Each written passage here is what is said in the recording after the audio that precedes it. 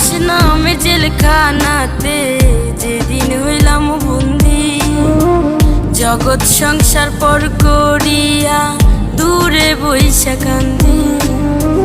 প্রবাস নামে জেলখানাতে যেদিন হইলাম বন্দি, জগৎ সংসার পর করিয়া দূরে বইসা কান্দি।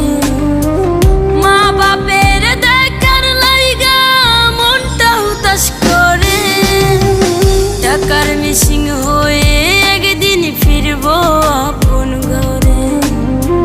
টাকার মিসিং হয়ে একদিন ফিরব আপন ঘরে।